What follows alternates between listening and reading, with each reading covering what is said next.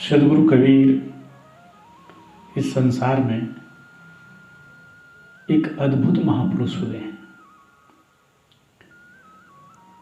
उन सदगुरु कबीर के एक एक वाणी, एक एक शब्द बहुत अमूल्य है। साहब कहते हैं, एक साखी में, अपने विजय साखी में कहते हैं,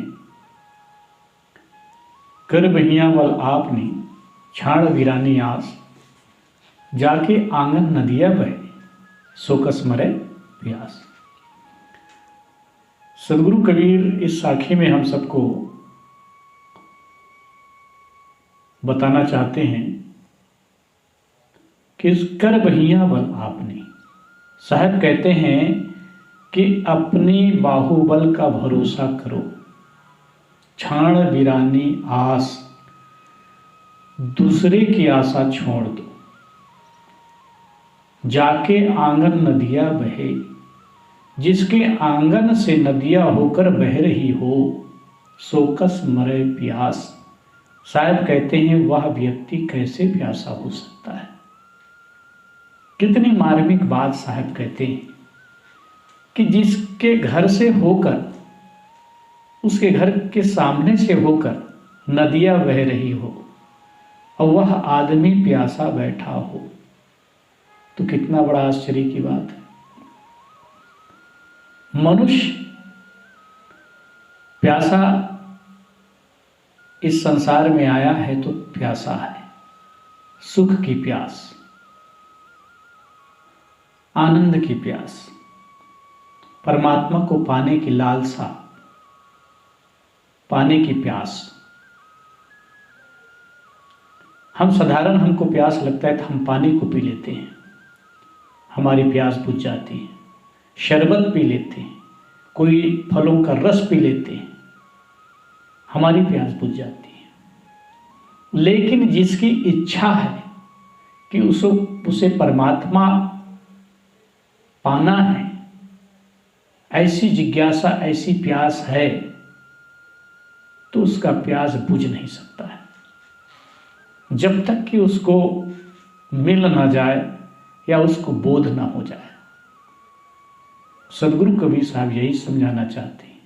कहते हैं, अपने आप का भरोसा करो, कर बहिया बल आपने। अरे अपने बाहुबल की भरोसा क्यों नहीं करते हो?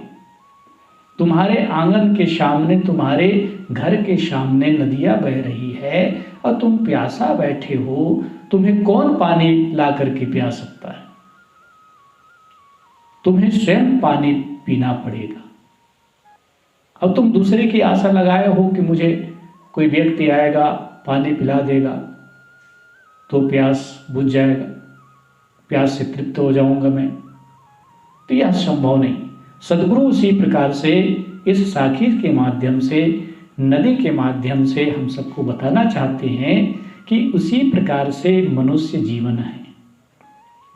ये मनुष्य जीवन कल्याण करने के लिए। अगर कोई व्यक्ति गांव में सत्संग हो रहा हो और उस सत्संग में ना जाए और घर में बैठे बैठे वो सोचने लगेगा कि भी मुझे ज्ञान हो जाए, मुझे मोक्ष की प्राप्ति हो जाए, क्या यह संभव है? बिल्कुल संभव नहीं। क्योंकि घर में बैठकर वो चाहेगा कि मुझे सत्य का बोध हो जाए, संतों का समागम का सुख मिल जाए, आनंद मिल जाए, यह संभव नहीं है। इसलिए सदगुरु कबीर कहते हैं, भोजन आपको कोई बना करके खिला सकता है, पानी आपको पिला सकता है, कपड़े आपके धो सकता है, आपके हर एक काम कर सकता है, लेकिन कल्याण का काम तो स्वयं को करना पड़ेगा। सत्संग का काम स्वयं को करना पड़ेगा। ना आपकी बीवी करेंगे, ना आपके पति करेंगे, ना बाल बच्चे करेंगे। जीवन का कल्याण स्वयं को करना है। तो सदगुरु कहते हैं, कर बहिया बल आपने। अपने बाहुबल की भरोसा क्यों नहीं करते हो? अपनी ताकत की भरोसा क्यों नहीं करते हो? और तुम दूसरे की आशा लगाए बैठे हो, तो तुम तो प्यासे बैठे हो, मरोगे ही। एक कहानी मुझे याद आती है कि एक शाहजादा शिकार खेलने गया। शाहजादा शिकार की तलाश में जंगल के बहुत दूर में पहुंच गए, लेकिन कुछ उसको एक भी शिकार नहीं मिला। उसको प्यास लगी तो एक कुएं के पास गया। कुएं के पास गया, उस कुएं में रस्सी बाल्टी दोनों लगे हुए थे, लेकिन उसने सोचने लगा कि अरे मैं तो शहजादा हूं, मेरे इतने नौकर चाकर हैं, मेरे हर एक काम दास दासी नौकर चाकर करते हैं, भोजन भी नौकर बनाता है, रसोइया बनाता है, कपड़े भी नौकर धोते हैं, हर एक काम नौकर करता है, तो मैं पानी कैसे निकाल करके पी सकता हूँ। तो उसने सोचने लगा कोई व्यक्ति आएगा तो उससे निकलवा करके पी लूँगा। वह शाहजादा बैठ जाता है, किसी व्यक्ति की इंतजार करता है। थोड़ी देर के इंतजार करने के बाद एक मंत्रीजादे आता है। वह भी शिकार करने के लिए गया था, लेकिन उसे भी शिकार नहीं मिला, तो प्यास लगा तो कुएं के पास आया। रस्सी बाल्टी जैसे हाथ में लेता है, शहजादा कहता है कि भाई देखो मैं पहले आया हूं, पहले तुम मुझे पानी पिला दे, उसके बाद आप पीना। तो मंत्रीजादे ने पूछा कि भाई आप हो कौन, रस्सी है, बाल्टी है, कुएं में पानी है, निकाल करके क्यों नहीं पी सकते। उस शहजादा ने जवाब दिया, मैं जो है राजा का सुपुत्र हूं, शहजादे हूं, मेरे पास नौकर चाकर धन दौलत की कोई कमी नहीं, मेरा हर एक काम नौकर करता है, तो मैं कुएं से पानी निकाल करके कैसे पी सकता हूं। मंत्रीजादे उसके भी थोड़ा अहंकार हुआ, अरे वो तो सब मेरे पास भी है, मेरे पास भी बहुत सारे नौकर चाकर है, भोजन नौकर चाकर बनाते हैं, कपड़े नौकर चाकर धोते हैं, सारे काम मेरे भी नौकर चाकर करते, मेरे पास भी धन की कोई कमी नहीं, मैं निकाल के मैं भी नहीं पी सकता। जब आप निकाल के नहीं पी सकते तो मैं क्यों आपको पिलाऊं और मैं क्यों पीऊं। वह व्यक्ति, वह मंत्रीजादे, वो भी बैठ जाता है। तीसरा व्यक्ति, कुछ देर के बाद तीसरा व्यक्ति एंट्री करता है। तीसरा व्यक्ति आता है और कुछ सामान लेकर के, व्यापार करके वो लौट रहा होता है। कुएं के पास जाता है, रस्सी बाल्टी हाथ में पकड़ता है और निकालने का प्रयास करता है, पानी निकालने का प्रयास करता है। तो दोनों बोल बैठते हैं कि भैया देखिए, पहले आप हम लोगों को पानी पिलाइए, उसके बाद आप पीना। वह रईसजादे कहता है कि भाई आप लोग निकाल करके पानी क्यों नहीं पी सकते,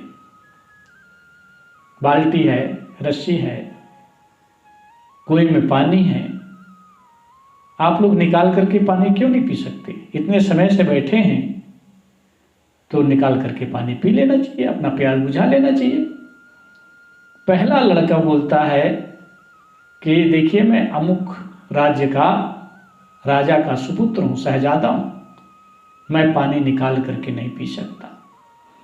दूसरा लड़का कहता है, मैं अमुक राज्य के मंत्री का लड़का हूं, मैं मंत्रीजादे हूं, इसलिए मैं भी पानी निकाल करके नहीं पी सकता, कृपया करके आप पानी निकाल करके हम लोगों को प्रथम पिला दीजिए, उसके बाद आप पीजिए। शहजादे भी कहता है कि मैं भी तो वह रईसजादे कहता है कि मैं भी तो रईसजादा हूं, मेरे पास भी क्या कमी है, नौकर है, चाकर है, सब कुछ है, तो आप लोगों को पानी क्यों नहीं पिलाऊं।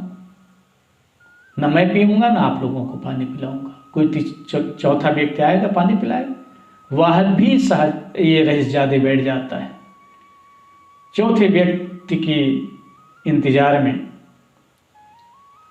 कुछ समय के बाद चौथा व्यक्ति आता है, साधारण सा व्यक्ति।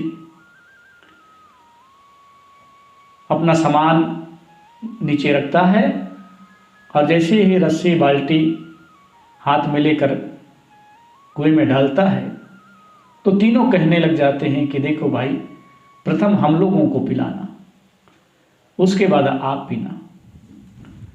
वह व्यक्ति कहता है कि भाई आप लोग इतने समय से बैठे हो, पानी क्यों नहीं पी सकते? पहला लड़का वह जवाब देता है, मैं अमुक राज्य का राजा का सुपुत्र हूँ, शहजादा हूँ, मेरे पास नौकर चाकर सब कुछ है, सब वही काम करते हैं, इसलिए मैं इंतजार कर रहा हूँ। मंत्री जादे भी कहता है कि हमारे पास भी नौकर चाकर की कोई कमी नहीं, सारा काम नौकर चाकर करता है, इसलिए मैं भी किसी व्यक्ति के इंतजार में बैठा हूँ कि कोई आएगा पानी पिलाएगा। तीसरे को पूछा, भैया आप क्यों नहीं पानी पी सकते निकाल कर?